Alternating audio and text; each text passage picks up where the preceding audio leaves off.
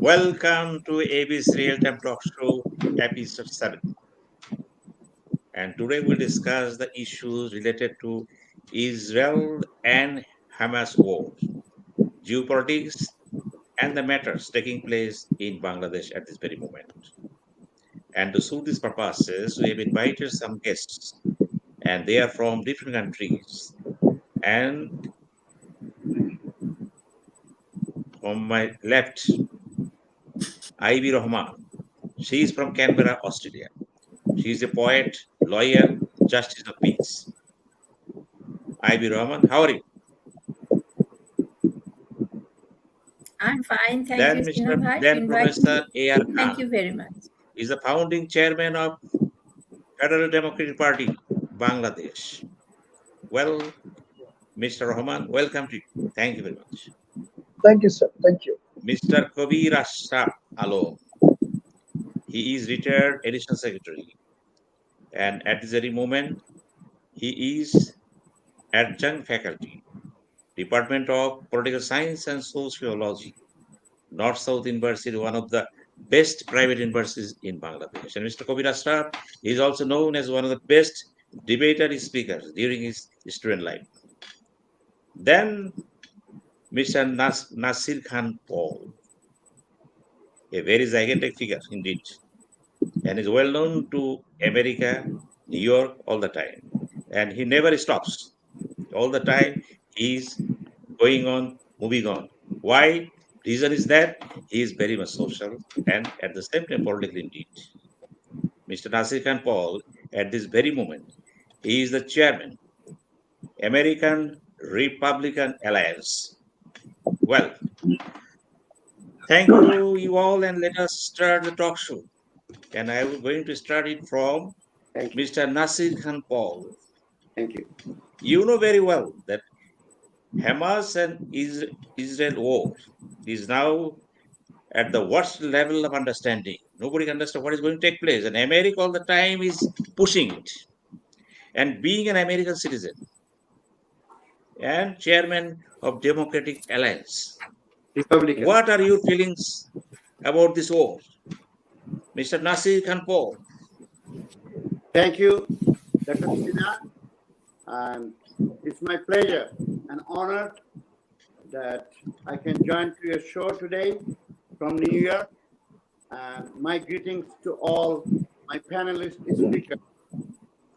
As a Bangladeshi American, we have been watching all American. We from the all side of the world, we have been watching this disrupted war in Palestine and Israel. This is going worse day by day. But see, we are here in a nice living room, comfortable place, and discussing about who is right, who is wrong. But there are a lot of dead bodies on both sides. It doesn't matter you are Palestinian or you are Israeli. The people are getting killed. These are the general people, and the conditions are getting worsened. This Palestinian problem has been going on since 1947, and I think it's a never-ending game. It's just like chicken and egg thing. Who came first, chicken or egg? The same problem we got here with Palestine and Israel. But one thing you have to see, they have a dispute, they have fight. That fight was a small fight. But all of a sudden we noticed that Hamas, they attacked on a concert in Israel, a big concert, and they got slaughtered 200 people. So my question is very normal question to ask yourself. We don't want to be biased here, right? This is not a religious game here. This is not a religious war. I don't believe this is a religious war. This is the war have been going on a lot of times since 47.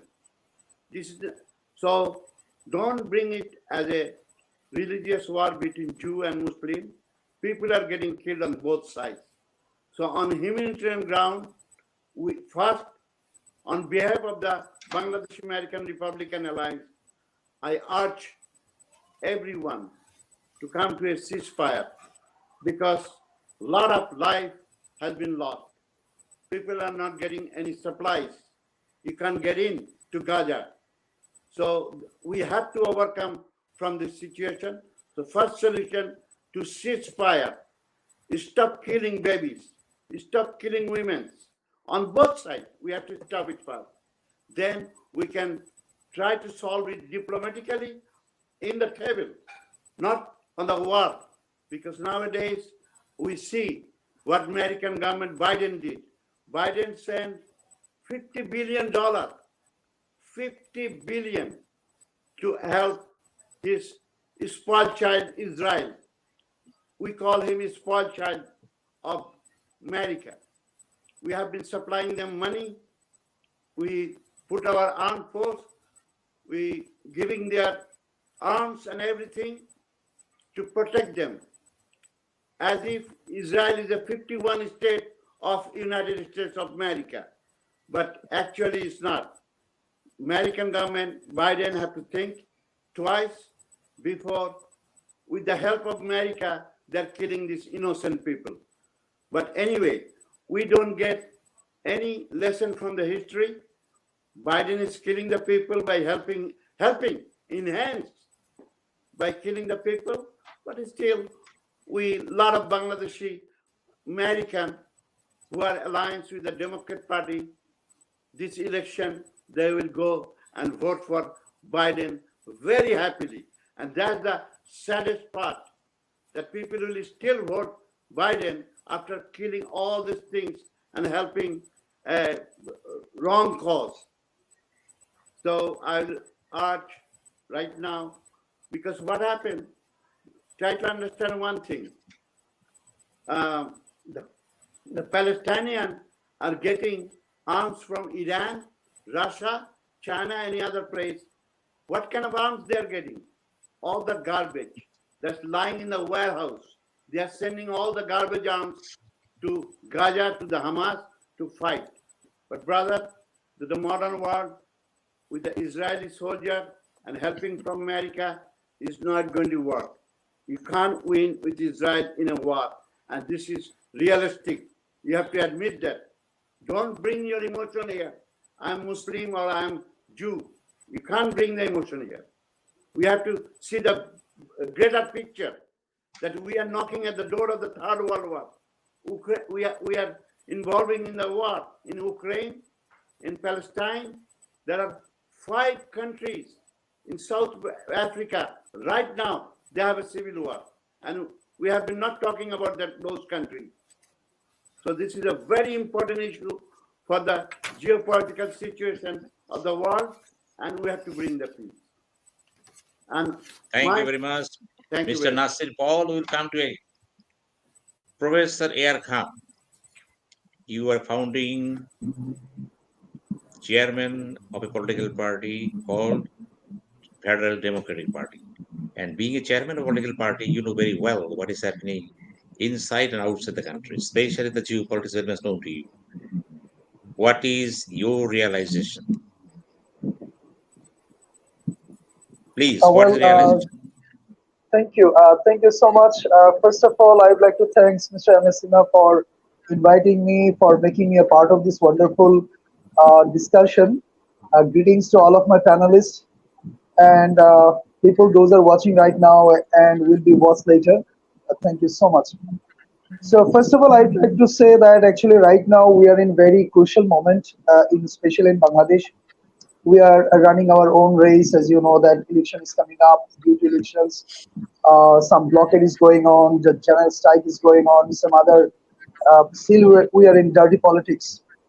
So as a part of geopolitics, as far as I understand, if you talk about the issues of Palestine and Hamas, I will add some words like that. One thing I need to clarify from myself actually, that why the OIC has been formed, because Organization of Islamic Cooperation it is a I think the second largest intergovernmental organization in the country. So covering 57 states. So I don't know actually what is their jobs, what is their responsibilities. When the OIC has been formed, so it was saying that it will work as a collective voice of Muslims. They will work for socio-economic and socio and other political issues of Muslim world. So I don't know actually. From my childhood, I'm saying I was watching that the clash between Iraq and Iran, then Iraq with Kuwait and Palestine issues, then started Syria and other things. Why the problems with Muslim states? I don't understand. Even I don't understand why there are 30 Islamic countries or Islamic states in Arabian Peninsula or Arabian world. Even though if I talk about the politics in Bangladesh, you will find 47 Islamic political parties here in Bangladesh. I don't understand if you believe that Allah is one, so the code of conduct, Holy Quran is one, Nabi Karim Sallallahu Alaihi Wasallam is one, then I don't understand why the 47 Islamic political parties here in Bangladesh, even though more than 30 states in Arabian world.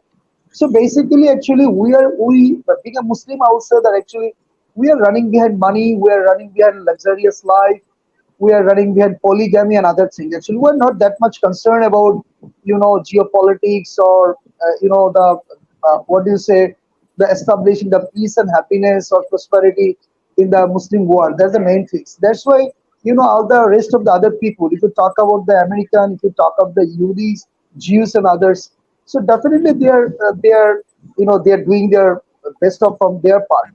So anyway, so I think actually first of all we need to united first. That's the main things. That is our bad luck. That YC is sitting ideal. They're not doing anything. Again, I'm mentioning that this is the second largest organization in the world, right after United Nations, but they are doing nothing. So, but if you talk about the neighboring countries, even though Syria, the Jordan, even the Turkey, Saudi Arabia, so they do not say anything. But being a Muslim, but we are protesting far away from, because we strongly believe that all the Muslims all over the world, wherever they are, doesn't matter wherever they are, but we are trying to do something for them. Even the Muslim political parties, even the people from Bangladesh, they are also protesting what's going on in Palestine or anywhere in the world. So we are protesting, but even though the Saudi Arabia, they are quiet, they zip their mouth. They are not saying even the single word against the word of Palestine. So anyway, but cinema actually right now, as you know, that we are running our own race, because in Bangladesh we are not that much in good positions. Right after 53 years of independence, still actually we don't know that how the elections will be held in our country. All the political parties, the major three political parties, if I mention their name, Bangladesh Awami Will League, Mr. Bangladesh. Khan, we will come to Bangladesh issue. Now, let us be Okay, okay. concentrated on, yeah. Okay. All right. So even okay. All right. Okay. So then I will say that cinema. I will say that actually first of all, if you talk about the geopolitics, we need to organize first. We need to unite it first, so that we can have the voice. As I earlier mentioned, that when the OIC has been organized or established, it was main purpose of this organization was is a collective. It will work as a collective voice of Muslims world, but you'll never find it. So I think we need to organize first. We need to unite it first. That we have to clear our purpose actually. That actually what we want to do. You see the clashes between Iran and Iraq, clashes between Iraq with Kuwait. Even though right now you'll find some clashes between Saudi Arabia and Qatar and other things. So you cannot solve geopolitical issues like that. So you think the European Unions, if you're concerned about the European Unions, you see how the 28 countries how they're working together. Any problems, any issues, whenever it occurs, so they are solving within minutes. They are sitting together, they are solving their problem, they are discussing. But if you talk about the OIC countries, it's a huge number of, you said 57 nations are under the command of OIC. But I don't know, I don't understand what they're doing, what we are doing being a Muslim. So that's why if you want a problem, the geopolitical issues belongs to the Muslim countries like Syria, Jordan, Iraq, Iran, then Palestine, and other countries, even though Bangladesh also. So I think we have to clear first our what is our purpose, what actually we are going to do, actually. Then I think everything will be solved. Otherwise, you see that someone is sending, someone is, you know, uh, they're involving war, Thank you but very much, nobody's Professor doing Khan. anything. Thank you. Thank you very much. We listen to understand what your conclusion is. Now I turn to Mr. Kabir Ashraf. Mr. Kabir Ashraf, we listened to the speeches of two speakers here, and they spoke differently.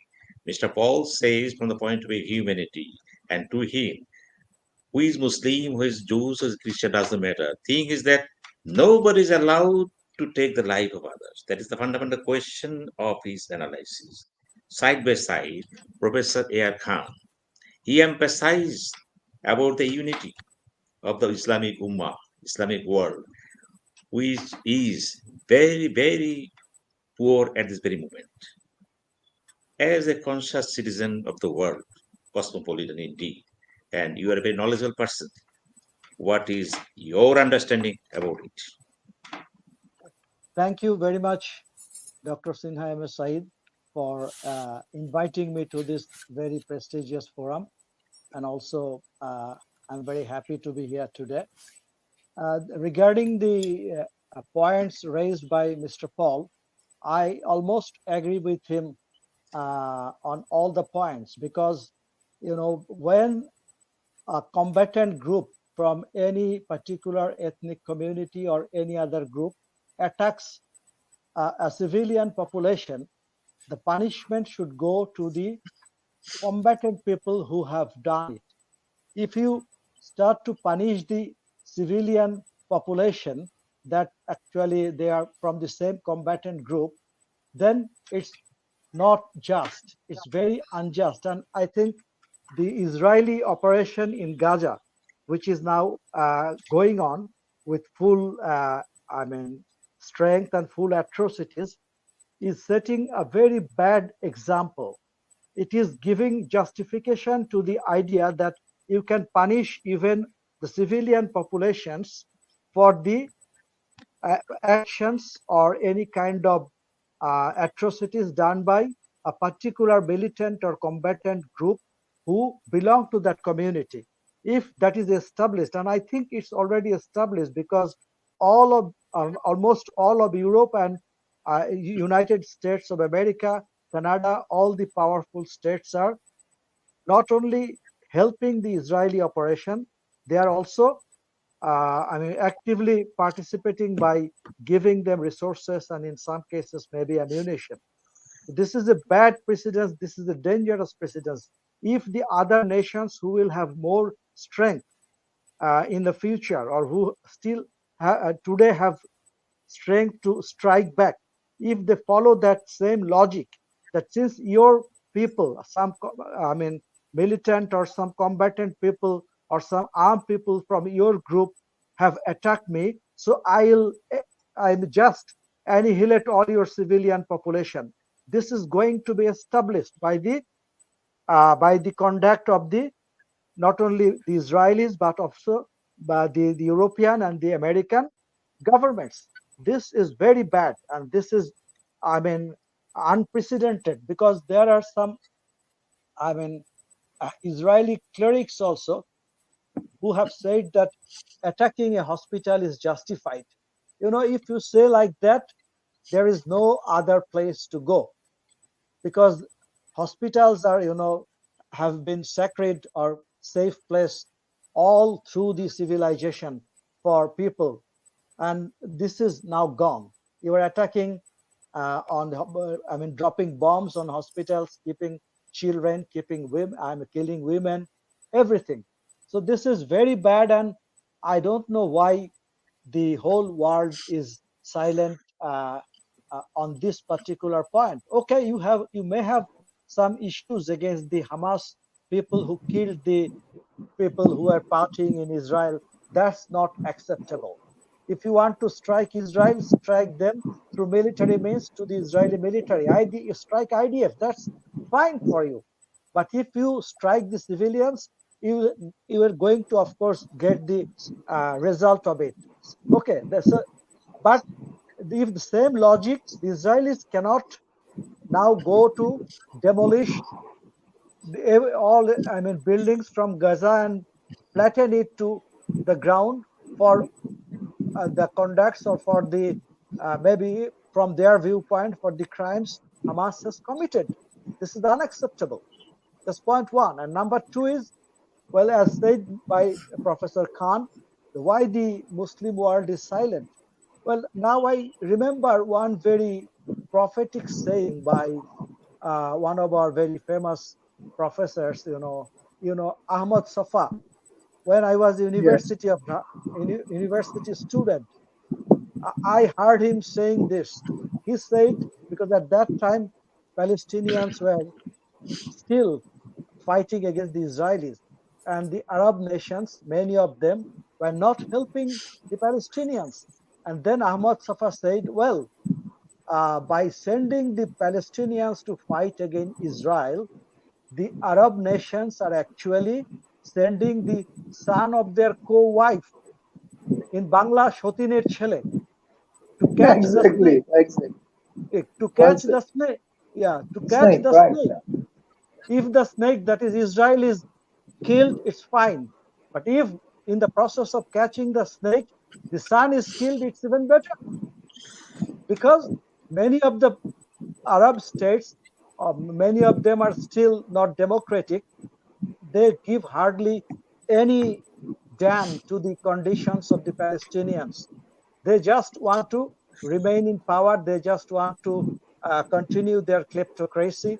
And also, they are in agreement with the powers like United States or like even Israel. So they will not help the Palestinians in the real sense of the term. That's why we are getting only lip service. Some of the and regarding OIC, I think it's long in a dead horse. We shouldn't talk about OIC because no. I mean, during the history of this organization, it actually couldn't do anything very positive. I mean, during the span of its lifetime. Okay, so this is Well, Mr. yeah, Well, yeah. Dr. Kabir Ashraf, thank you very much for your Okay, analysis. And okay. you Thank you. passed a message also. Now I turn to Ivy Rahman. You are a poet, you are a lawyer, and also justice of peace in Australia. And definitely you have a poetic bent of mind. With this poetic bent of mind, how do you view all these things taking place in Hamas or Gaza state at this very moment? Firstly, thank you Ivy very Rahman, much, please. Sina Bhai. Thank you very much, Sina Bhai, to invite me. Through you, I thank to ABC Television for this nice talk show and bring this nice participants and speaker with me. I'm very honored and happy. Thank you very much. So, You are welcome. first thing, what Mr. Nasir Khan said, that Israel is a spoiled child of America. I agree with this. It is 100% correct. And then, what to do when my or your child is spoiled? What to do with that child? We need to think about this. We need to think about the human rights violation. And Sinha said, I'm a poet. So, as a poet, I stop watch television news because I can't tolerate that kind of picture what coming through. Some of marinated, some of true, some of making false picture, photo shoot. I just cannot tolerate that. I'm very soft-hearted person. Can't see this. What the 7 years, 5 years, 6 years children did to the Israeli or Hamas, I don't know. I don't think it is related with the religion. It is violence of human dignity. It is violence of human rights. If we see that Article number 55 of United Nations, what they are saying there? They are saying that human rights is for all. Doesn't matter the race, the language, the demographic position, the religion, anything. But what we are seeing there, what happening there, it is very painful, too much painful. And the human rights term came 7 times in the United Nations when they're founding this charter, making the promotion and protection of human rights a key proposed and guiding principle of the organization. 7 times this word come human rights. So it's deeply saddened the world there is no human rights for this Gaza and Palestine and Israel. What they are doing. In 2021, the ceasefire happened only within 11 days. But now what happening? I'm in Australia, in Canberra. In Canberra, I and my husband, we went 3 times for the procession to protest for this killing. We want a ceasefire. So I don't know when and why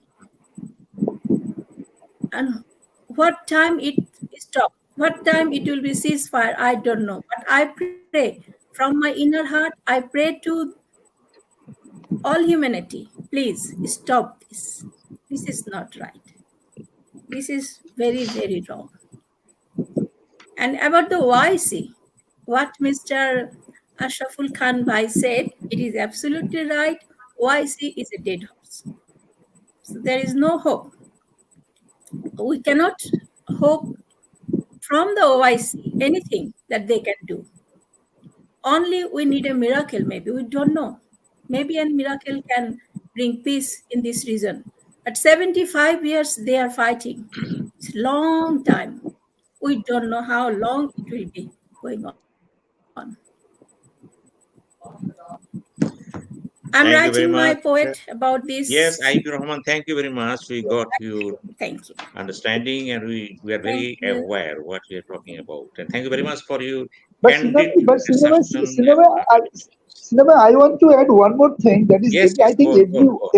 I think every word is a contract of million or billion dollars for selling weapons and other things. Because otherwise, from where they're getting all the all the munitions or all the weapons, So this is, I think, everywhere in all over the world. I don't want any word more, but I think every word behind the word. So it's a small or big doesn't matter, but every word, I think there is a big contract. It's a contract of selling weapons and other things. So there's another things. Actually, we should stop producing weapons all over the world. Then I think everything will be stopped automatically. Well, Thank thank you you. very much. And the But chapter how is come over you and stop? now we're America done. have 93 arms factory. America have 93 arms factory. When their factory full, Yes. they supply the arms to the world. And Yeah. when Exactly. Exactly. they supply to the Exactly. world. So how come you stop? So, So the basic point is that world is behind arms race. And America at exactly. this very moment is Now, playing the biggest and nastiest game in Middle East, in Israel no, issue, because they have that's openly why we should declared, say openly they have openly declared that they are behind and with Israel. Israel is nothing but a carrier of American interest in America. Who says? J.C. Helms, U.S. Senator, once upon a time he uttered this word. And you know very well, it is the creation of the big wars. And above all, let us now turn to the issues of Bangladesh, our motherland. Mr. Our Sinha, motherland is now crying for before, democracy, before we go, can I say something, please? Dr. Sinha. position to move with the time, democratically, and even structurally, everything is to some extent is not so viable. Well, Mr. Paul, being chairman of Republican Alliance, it means you are always in favor of getting together, living together, and compromise. then how do you view what is happening in Bangladesh today, Mr. Paul? Thank you very much. It's a very strong question. It's hard to answer from 13,000 miles away because you are living on that country, the guys you are living. Dr. Khan is there, and Mr. Kabir, you are there, and Dr. Sinha, you are in Bangladesh. So you are watching directly. So we must have a difference between my observation and your observation. But the world is very narrow now. We are getting all kind of information, especially from America. What's happening in Bangladesh is very saddening. I have been watching everything regarding 28th October. But sometimes the question arises, my question, that BNP and the Jamaat, they always say that government is oppressing them, they can't talk, they don't have the freedom of speech, and they are arresting them left and right, the people are disappearing, all this allegation we have been listening from the other party. But my question, when I see 28 October, millions of people from all over Bangladesh came to Dhaka for a procession. So if all the leaders and your workers are in the jail, they are disappearing from the earth, and you don't have no speech of right of speech or protest, what is all people coming from? I saw them, they're freely moving there. They freely came to America from other part of Bangladesh and in protest. I don't see any oppression there. But I don't know, is it you're making a propaganda from outside? It looks to me it's a propaganda. Because what happened, sometimes I hear the talk show, Bangla talk show from Bangladesh, and I saw there a lot of BNP, Jamaat, and other parties leaders. They're bashing Hasina government. Even they're cursing our father of the nation on the television. They're calling names. I don't see any operation from the press. Is it made up? Is it a propaganda? And from the outside, forget it. I can name some of the people from outside of the world. Oh boy, you're talking about freedom of speech. They have freedom of speech and freedom of cursing to the government and to Sheikh Mujib, to Hasina, to Army leaders, everything they have freedom. I see Konok Sarwar, I see Pankaj, I see Ilyas, we are watching their shows. They have been talking freely. But now, when you guys are protesting, what's going on? In the name of your right, you're talking about human rights, you are talking about democracy. What happened when you killed the police officer? You injured 100 people. You attacked the Chief Justice's house. You're burning the buses. You're burning our property. You make our general public's life hell. Is that the protest? This is the way you established your point? No, sorry. I'm a freedom fighter. I was a student of first year in Dhaka University. When I went for the freedom fight, we bring this country, a lot of life has been lost. A lot of women, they lost their everything. And now you're destroying this country? No, this is not the way. This shouldn't be tolerated. You have a point, you can establish by point, but not burning your own property. Let me give you one example. We all have dispute with our son and daughter. As a father, we have dispute. If I have a dispute in my family with a son, I didn't agree with the son, what happened? He's going to destroy my TV, 70-inch TV? He's going to come with a baseball bat and destroy my refrigerator? Is that the way to protest? This is not the way to protest to the family. Country is a large family. So please have some respect, and I think we should resolve this problem because we are going in a dangerous, crucial moment of Bangladesh now. After 52 years, I see a lot of progress. You have to admit that. You can't be biased. You can't be blind on politics. If you are an educated Well, person, Mr. Paul, thank you very much. Thank you very much because what you wanted to say, you'd already expressed it, Mr. Khan. You are a politician and the chairman of a political party. What Mr. Paul uttered vehemently, emphatically, and assertively. Do you have any sense of sustainable democracy at this very moment in Bangladesh? Please. So this is very unfortunate that right after 53 years or 52 years of independence, still we are fighting for establishing democracy in our country. We failed to establish electoral system in our country. Even we don't know how the national elections will be held. Every 5 years we are facing the same problems. This is very unfortunate actually. The major three political parties though ruled the nation last 52 years in our political history. The Bangladesh Awami League, Bangladesh Nationalist Party (BNP), even the Bangladesh Jatiya Party. So both the parties, all the parties, they failed to establish actually the democracy in our politics. So you'll never find that actually right now, if you experiment the political issues in our country, you will find that whatever I was talking earlier, that actually all nepotism, dynasty, and family-oriented politics.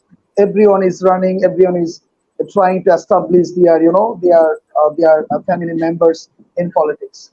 So actually, you'll never find that real democracy in our politics.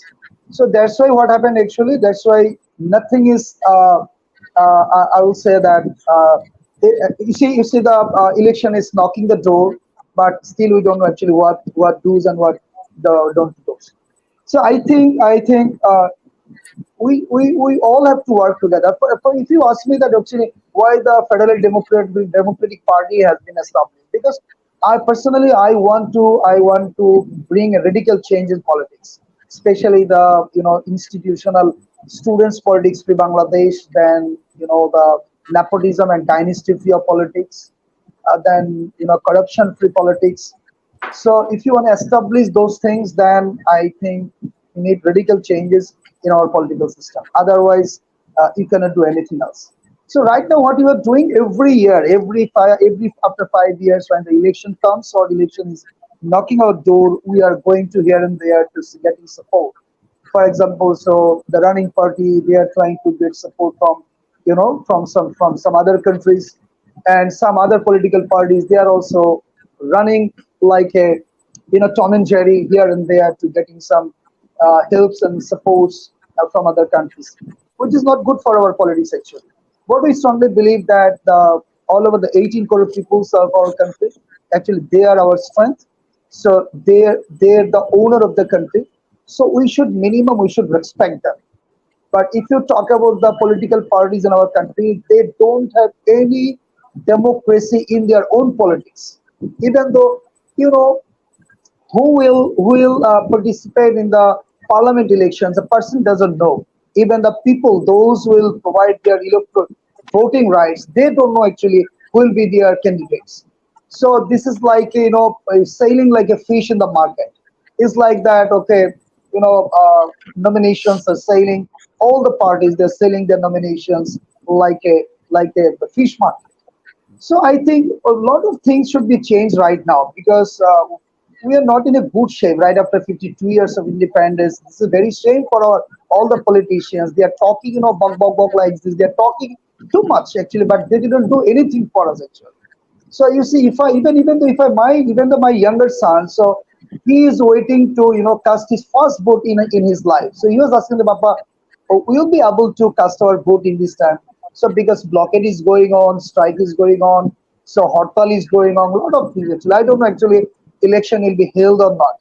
But the government, they are trying to do, they are adamant that okay, they will go for elections even though they are trying to declare, election schedule on maybe after 12th or 13th of November. But where is electoral environment in our country? If you go to the Bangladesh, wherever you go in our country, last 2 days I was in my village, you will never find a single electoral environment in our country right now to organize the national elections. Because you see, 1,18,000 file has been a case has been filed against Bangladesh Nationalist Party. I repeat, 1,18,000 cases filed against this party, and more than 39 lakhs all over the country. The political workers of Bangladesh National Party has been convicted. Nobody can say a single word against the government.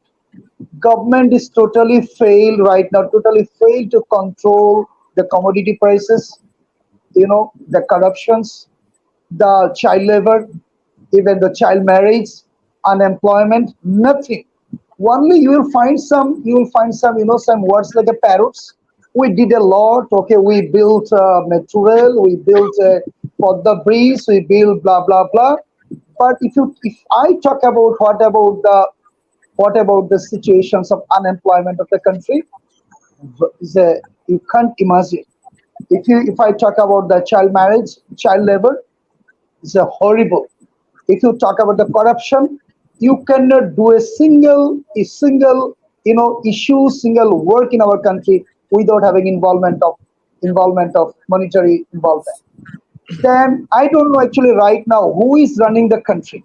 Everyone is a prime minister right now, because what is happening right now. For example, if you are purchasing egg today is a piece of 15 taka, tomorrow you will buy is a piece of egg at 20 taka. There will no monitoring system, no commodity price, no controlling of commodity prices, nothing else.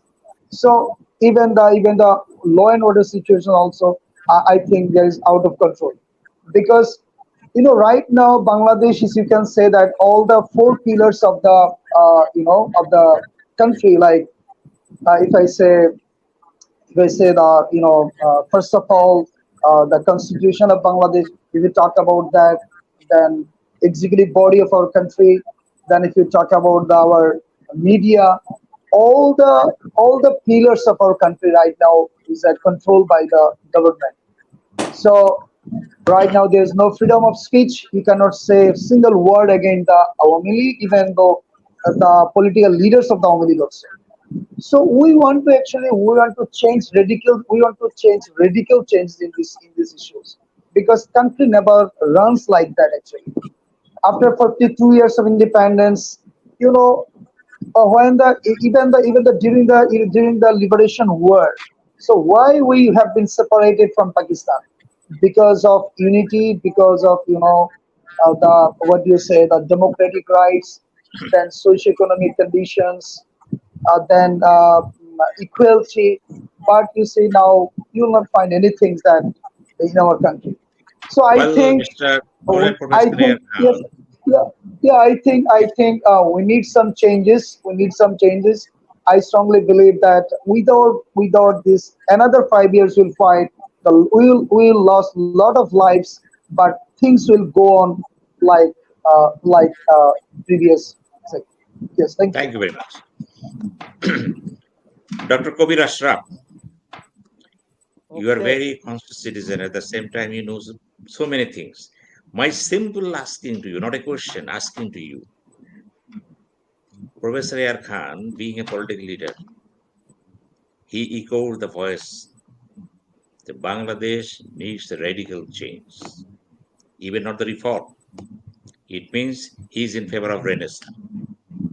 And do you believe Renaissance or reform, which is more important at this very moment? Okay. Thank you very much for this question. I'm not a politician. You all know that. You understand that. And regarding the environment, political environment prevailing within the country, we all are a little bit apprehensive. Before talking to a forum like this, I somehow remember one of the very famous saying of President Idi Amin of Uganda. So those who are senior, they know about Idi Amin. He was an abject dictator. And once he was asked by a journalist, Mr. Amin, do you have freedom of speech in your country? Then Idi Amin said, yes, I can guarantee freedom of speech, but sorry, I cannot guarantee freedom after speech. So that's a big problem, you see. That's why sometimes we have to be very careful. And since you are saying about Renaissance or reform or whatever it is, well, we need a lot of overhauling in our system, because though we are structurally a democratic nation, our society is not yet democratic. Our families are not democratic units. Okay, that's fine. We can live with that. And even our political organizations, as Mr. Khan has already pointed out, those are not also democratic. Those are like tribal organizations where the leaders are everything, and the followers always try to place all their trust on the person of the leader. At the end of the day, the leaders turn out to be very autocratic and despotic. That naturally and normally happens. Unfortunately, the failure in Bangladesh, whatever is there, is actually a failure of leadership. Leaders have failed to take the people along with them in their course or in their voice to democracy. The people still love those leaders who are more authoritarian in their approach, who are more demagogue in their speech, and who are also more, I mean, what can I say, um, possessive regarding the rights on everything. One thing should be done immediately. The Bangladesh political parties and their leadership should realize that democracy is something which is also a matter of understanding, matter of philosophical dimension. Because why a political party which is in power should say that the opposition cannot organize a movement, so we will not listen to them? Why? But even if 1 lakh people come out to the street and chant a slogan against something, democracy requires that you should listen to them, because majority is democracy. Okay, fine, majority must be granted, but the essence of democracy is that minority should be respected. That is democracy. The voice of the minority is more important in a democratic society, because otherwise this voice will be subdued, this voice will be negated, this voice will be denied by the party in power or the authority in power. So it's good, it should be good enough if a political party comes out with 50,000 supporters chanting a slogan regarding some issues. That's good enough. Don't wait for that party to organize more people and then at the end of the day do some violence and do some, I mean, fireworks on the street. That's not good. If you are waiting for that, then you are actually giving a recipe for disaster. Political parties should have that sense that there could be opinions beside our own. There could be people who have their own demands, which are not actually those of ours. So one political party, if it is in power, it should have the sympathy, it should have the feeling, it should have the broadness, and it should have the political sagacity to understand what the people are wanting. If it goes against their own sentiment, they should try to talk out the issue. That's democracy. Democracy is not, you are taking everything because you are the winner. So whatever we think, whatever we feel, that should be the order of the day. That's not democracy. The problem in Bangladesh is that. So we need a radical overhauling of our mental thinking process, especially among the leaders of the political parties. Thank you. Thank you very much, Professor Dr. Kabir Ashraf. He spoke very well.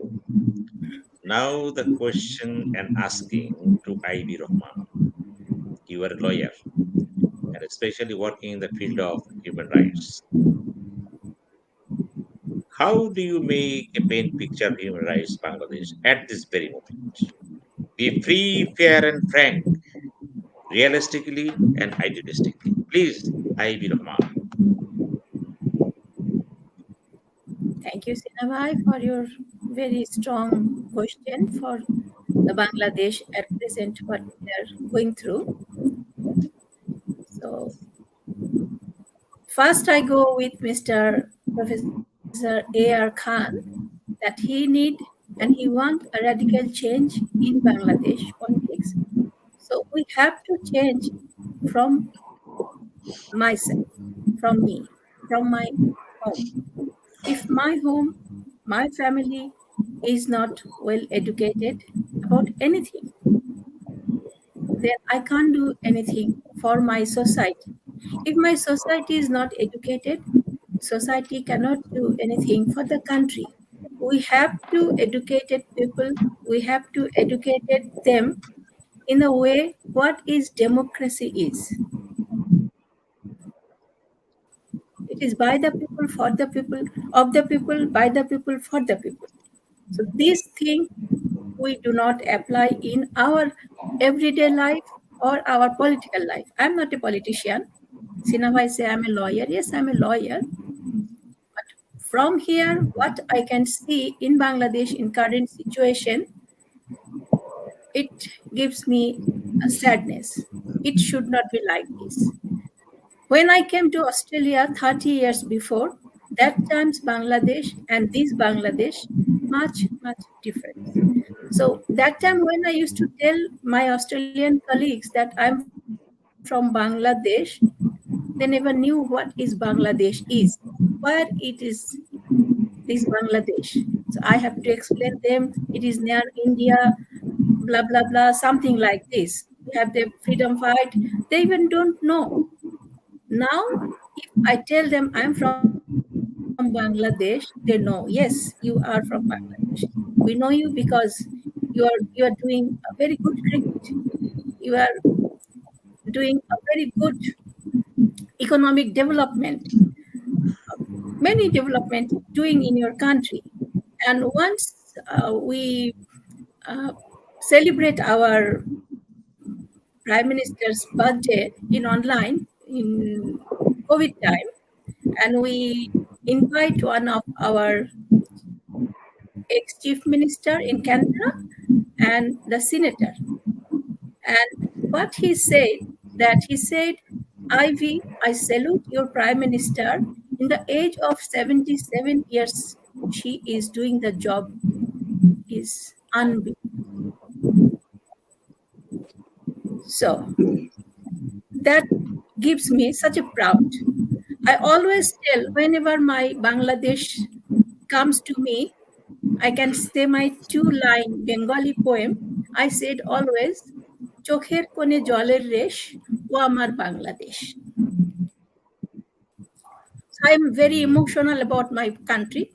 In the same time, I'm very positive thinker. I'm very positive thinker in the way that Mr. Professor A.R. Khan said, the price of potato, price of egg. In Australia, we used to buy one lettuce 99 cents. That lettuce we are buying now $14. No one never protest. No one never asked the Prime Minister, Mr. Prime Minister, what is going on? We are buying tomatoes. Previously it was $1, maybe $1.50. Now that is $13, $14. No one never protests. No one never cursed the Prime Minister. That is education. We have to understand the situation around the country, around the world, around the geopolitics, around the demographical situation, everything related. So I forgot what is Sinha Bhai asked me about the Bangladesh situation. I understand. Yes, the Bangladesh situation currently, I heard from my friends, from my family member, that hartal going on, that firing going on, school, college, age, that is educational thing interrupted. That is normal thing. All the time is happening to Bangladesh. All the time happens to Bangladesh because we are not educated ourselves. We have to educate it first our people. We are not doing that. We need to educate our people about the democracy. What is democracy for? It's a democratic country. We need understand what is democracy is for. Thank you very much, Ivy Rahman, I don't know. for your. Okay, yeah. Thank you, Sinha. Thank you very much. You spoke from your own standpoint. At the same time, you made some comparison between Australia and Bangladesh in the vegetables items. And there is a protest, there is no protest. And thing is that why there is a protest, there is no protest. This is because of transparency and democratic values of the country. Here, democracy is at stake. Human rights is at stake, which are not in Australia. That is the basic question. Well, Mr. Nasir In Khan Australia, Paul. if there is a national question comes out, all the political party united together. And in Bangladesh, we do not have any unity. We do not have any respect. We do not have any Well, talk. thank you very much because the political system is very much What to do? different and the people are different. Australia is only Bangladesh has more than 20 million people and the area is 55,000 square miles, but it is not Exactly. comparable with Australia. Yeah, Well, with Australian but Bangladesh. Yeah. we understand the pulse and aspirations of your speech and sentiments. Well, Mr. Paul, you listen to what the three speakers already said. And now my last asking to you, what type of Bangladesh you want to have in the coming days? Speak very realistically, not so idealistically, please. Thank you very much. So you already draw a conclusion that I'm not speaking realistic, which is very saddening for me that you draw a conclusion as a whole that I'm not talking realistic. No, I am not saying this. I am saying you is realistically you say what type of Bangladesh you want. Okay. I think this kind of your forum, it's like a speech. I like if your forum is little different, if you have a follow-up question. We have been discussing, but I have something to say regarding any speaker. I don't have any scope to say. It could be better in next time. If you do that follow-up question, like the American way, it could be much better for the speaker or the participants. Thank you very much. Let me tell you one thing about democracy. You have been talking a lot about democracy. Democracy is such a thing. Let me give you one French philosopher. Once he said, I might disapprove what you're saying, but I would fight till my death for the right of your saying. See, that's called democracy. I might disapprove. That's the beauty of democracy. But in one question from Mr. Professor Khan, I like to say there is no democracy in the party of Bangladesh. I 100% agree that. Because when I see the 300 parliamentary position, nomination come from London and nomination come from our Prime Minister alone, that's not the democracy. This nomination, you should have a nomination committee among your party, very strong, with old party members, very renowned party members. You should have a, group of people who is going to decide that who is going to run for your party. It shouldn't be handled by one person. It doesn't matter. You're a prime minister or you are sitting in London, you're spending £350,000 pound yearly without any source of income. I don't buy that. That's not democracy. You have to bring the democracy among your party. because we don't know. Plus, another thing Mr. Khan mentioned, Professor Khan, that dynasty, family dynasty should stop. Should stop this, because this is not kingship in Bangladesh. We fought for this country. Our leader, our father of the nation, fought for this country to bring the democracy among not only top level, among the poor people even. So this democracy should be practiced among the parties first, and I hope this coming election, the nomination will be nominated by bunch of people, not by single person. Another thing, to enjoy the democracy, like Ivy Rahman says, that you have to be educated. You have to be educated to understand democracy. I think Bangladesh in this political situation and the tolerance of the people we saw is not ready for real democracy. So you have to change yourself to bring the democracy. But one thing I would say that Hasina government, that look, you guys are doing Padda Setu, big buildings, bridges, tunnel. It's all right. Rupur, Atomic Energy Center, it's fine. Country have to move. But you have to think about, there are a lot of 6 crore of people, they are living under the poverty line. 6 crore of people is still living under the poverty line. You have to think about those people, about the prices, the commodities, the price of rice, the price of vegetables. The people couldn't afford. Every time. Well, Mr. Nasir Khan Paul. Well, Mr. Nasir Paul. Yes. Can you give me Yes, 1 minute? yes. You have 1 minute's time only. 1 minute, please. Okay. So I'll urge this government, please, these poor people don't need your building. They are not getting benefited with your buildings and other things. Side by side, building is all right. Side by side, you have to drop the price. You have to make the life of the poor people in Bangladesh comfortable. That's why you are sitting over there for 14 years.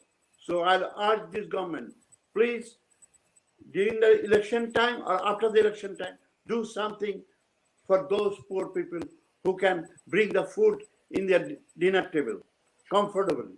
Thank you very much. Thank you very much, Mr. Paul. Mr. and Professor Air Khan. Mr. Paul has very explained or analyzed what type of Bangladesh he wants in the near future. And that is challenging task indeed. And what the challenge is as a political leader you find to put his dream into practice as a political leader.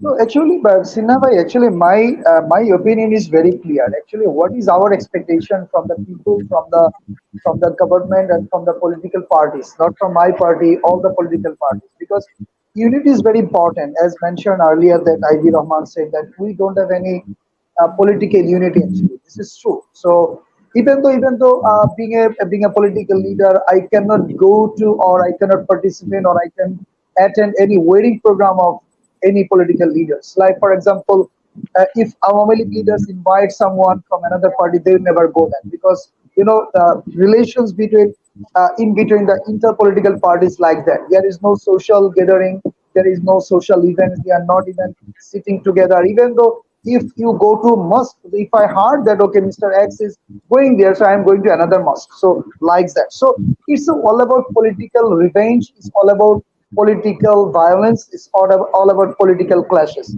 Actually, I mentioned you earlier that we fail to establish democracy in our politics. That's why we need to, first of all, we need to establish democratic rights, even the democracy in our politics. Instead of, like, as I mentioned earlier, then instead of like nepotism, dynasty, and other things.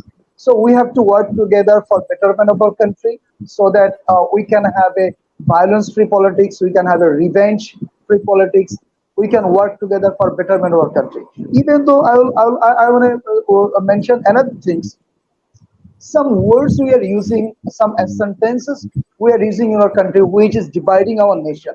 For example, if I say in Bengali like that, okay, Jamaat, then Shrir, then Shadinata Birodi, then Mukti Juddha Birodi, Mukti Juddher Chetona. I think we should stop saying these words because some sentences, some words are dividing our nations. I think we should say that we are Bangladeshi, and we are Bangladeshi, nothing else. We are son of soil of this soil. So we shouldn't say any words those dividing us. Even though you say this kind of, you will say all of the political leaders using say, okay, this man is a anti-liberation war or something like. He's a Muktijda Birodi, something like that. I think he's a Jamaat. He's a Shibi. We shouldn't say like that actually, because right after 53 years, the man who is 60 years old right now, at the time of liberation war, he was only 7 years old.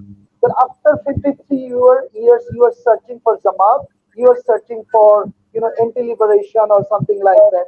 So I think we should discard all the terms, all the terminology. Those are dividing us. Number one. Number two, I think we need to sit together, all the political parties, set up a strong independent election commissions. Because if you compare with the Indian election commission, so all over the world, that election commission is mentioned that this is the world's strongest institution in the world for organizing elections. But we failed to establish the election commission is an independent, strong election commission. So electoral system also need to establish. So that's why the strikes, then blockades, and you see the hotfall is not the solutions. After last 15 years, the government failed to establish the electoral system in Bangladesh.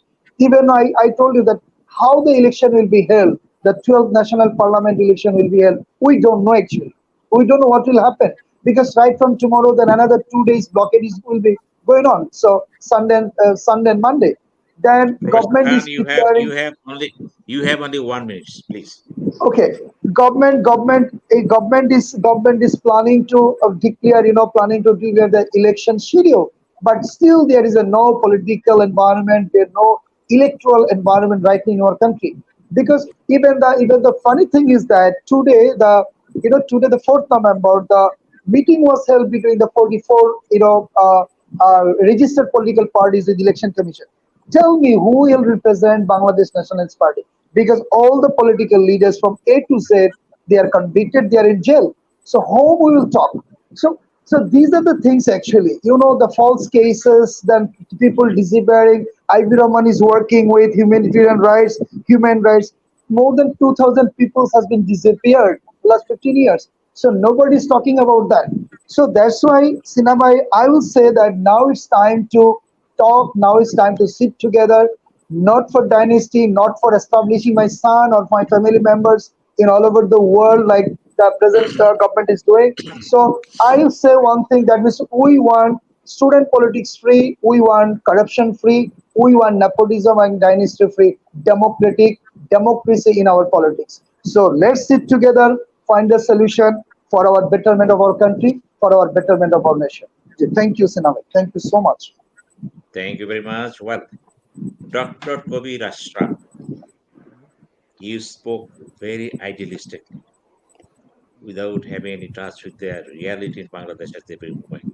To some extent, evasive indeed. But you can't do it. You are a professor in such university which is center of knowledge in Bangladesh, North South University. So you give us some lights.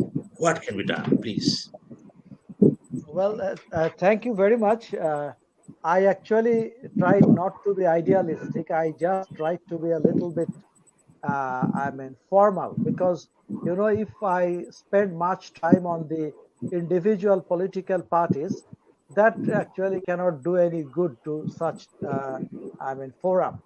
I find that both the parties, the government party and the opposition, now are actually set on a coalition course.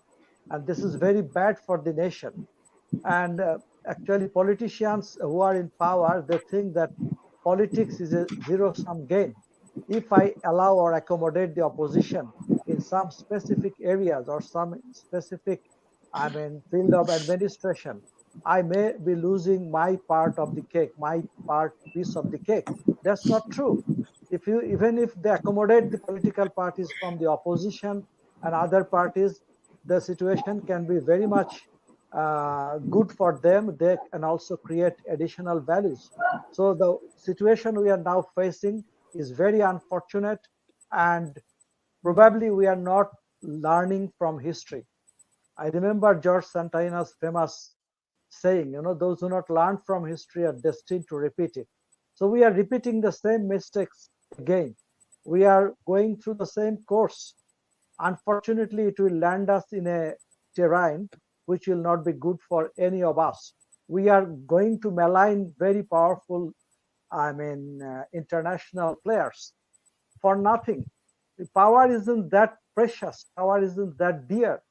Why are you talking about power in such a manner that it's your own? No, power should be from the people. So we should be very careful about power. If people's power should give more benefit to the people. Don't put the people in a place or in a position where they will be affected by any of the decisions of the international players. You like it or not. There, there will be some repercussion in the way you are dealing it. Unfortunately, we cannot avoid it. So I would request to all the politicians who are actually at the helm of the affairs, who can actually take very important decisions. Don't put all your nation in jeopardy. Think about them and try to make some accommodation, make some adjustment, and make some space for your political opponents. Thank you. Thank you very much, Dr. Kabir Ashraf. And our concluding speech shall come from Ivy Rahman. You are a mother. You are a guardian. You know how to nurse the family. You know how to nurse the nation. Napoleon says, "Give me a mother." And our Bengali hero, Subhash Bose says, "Give me a mother, I will give you a nation." What is your focus Educated on mother. Bangladesh at this very moment? Please. Thank you, Sinha bhai, for your question. Yes, of course, Napoleon said that give me an educated mother, I will give you educated nation. Yes. I will tell you two examples. Recently, I visited Brunei. What I seen there, Brunei Sultan, I do not want to tell anything about his personal life or any other thing, but what he is doing for his people, even though that is not a democratic country, that is they follow the Sharia law. But the Brunei Sultan's order since last 35 years, every single goods price for the people is the same, no increase. And in the Ramadan time, the price go half. That is the order from the Brunei Sultan. And when I was Brunei, I dreamed the same thing for my country, Bangladesh. I don't know when it will happen or ever again happen in our country, but I dream about that Sultan's order in for his people if work in my country. And then again, very recently from Fiji, the Fijian Prime Minister came to Australia as our Australian Prime Minister invited him to visit Australia, Canberra. When he come here, he selected one date for his people. And fortunately, I and my husband was invited there. So I was surprised to see such a humble and what I say, a human prime minister who gave his time for a whole day for his people. for his Fijian people who lives in Canberra. And he tell in his speech that I am your servant. I may be holding the position of Prime Minister of Fiji, but I am a public servant and I am your servant. I'm working for your well being, for my country, for my people, nothing else. And to make a good relationship with the world, with my treaty countries.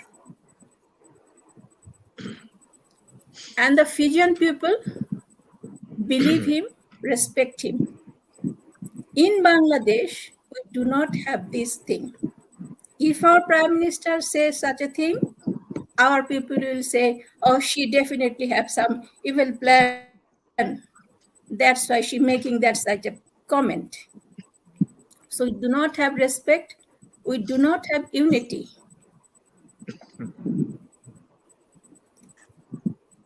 Again, the same thing, no respect, no unity. In Australia, when anything coming for the country, all the parties united together. That time they forget who is liberal, who is labor, who is green, who is national democratic party, they forget. Because they love their country. And our political party, our politician, they don't love their country. They only love their position. Only love their bank balance. Love their family. Only love their family, of course. Family. So Only love their I family. agree with Mr. Air Khan. We need to stop this dynasty thing. Of course, we need a democratic, good government. And as a mother, I teach my children whatever I think good for them. I teach from them from their childhood. And I'm so proud and I'm so humble to God. I tell every day to him that you give me two human son. And in Canberra, everybody tell me, your two sons such a humble. My elder son give his Father's Day gift. What he did? He did for his father name. He sent money to the Yemen. He said, Mom, I cannot see those innocent childhood dying. So I send them money for their 6 month food. For this is Father's Day gift for my dad. So why I give it this example? To tell you that I teach my children like this. So we have to educate from our own home. Then we educate our society, our country. We have to love our country. If we love our country, we'll never destroy anything in our country. So I hope and I believe Bangladesh one day, and have to be, is a democratic, purely democratic country, because Bangladesh is Bangladesh.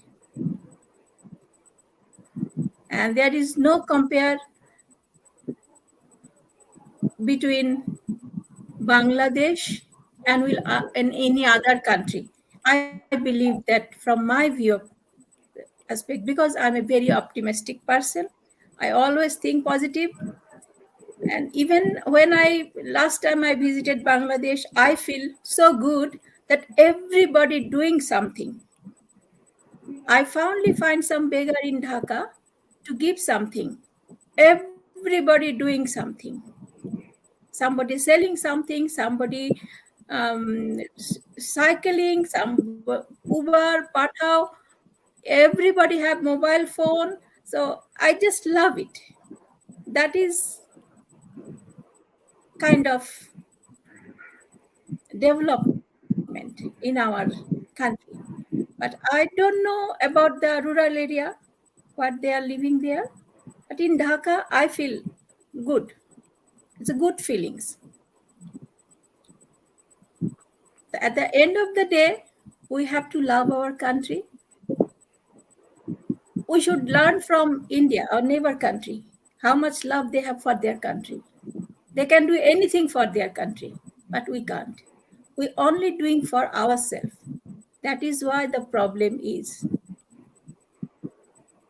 And we do not have respect. Still today, we do not have that same respect for our father of the nation. Still, we are divided to give him such a respect. Still, we are in confusion. We confused. Who is father of the nation? So we are not united. We have to be united. All the political party have to sit together. We have to make a solution. Solution is not a hartal, not a dharmaghat, not a jalao porao. Solution is talk, সংলাপ. We need a strong opposition political party to build up such good government, democratic government. And I believe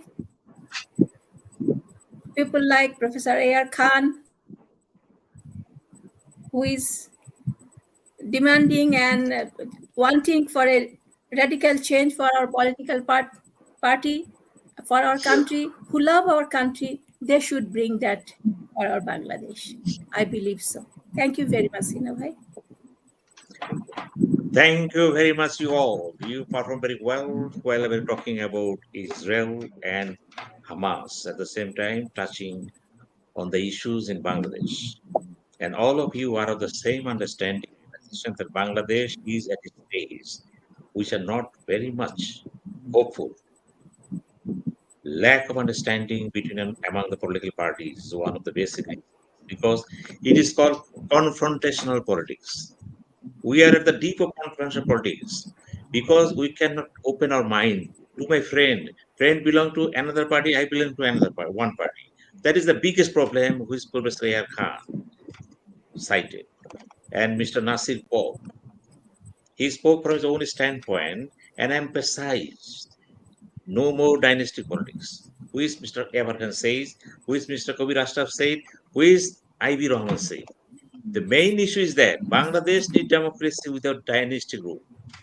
Bangladesh needs democracy with inner politics, with inner democracy. Bangladesh needs politics and institution which must be sustainable. Without sustainable democracy, sustainable understanding, sustainable society, and sustainable development, everything will miss the most. And that is the biggest crisis for us. And that's why sometimes it is said, who runs Bangladesh? It is said, spiritually, it is Almighty Allah who has taken a special responsibility to take care of Bangladesh. Why it is so? Because when people or the population feel that they are very much disturbed, very much neglected, and nothing to say, that's why the question arises. Almighty Allah is the only resort to take care of us. This is not democracy. This is the deviation from the democracy, deviation from the rule, deviation from asking, deviation from morality. Let us take a vow that we, the people in Bangladesh, especially these 5 persons here, let us take vow. We will practice democracy in a family, in a society, in a school, in college, in association. That is the most fundamental question.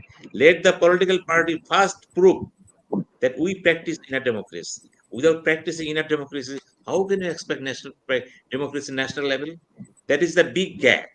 And to some extent, I say, from the point of view of politics and political science, it is a kind of evasive play. Let this play be stopped. We are a nation who has a big history, long history, glorious history, and we prove we can. But only question is that the basic problems, number of problems in Bangladesh are political parties and political leaderships. Let us pray to Allah to keep them safe in a proper mood and mood. Thank you very much, all. Thank you.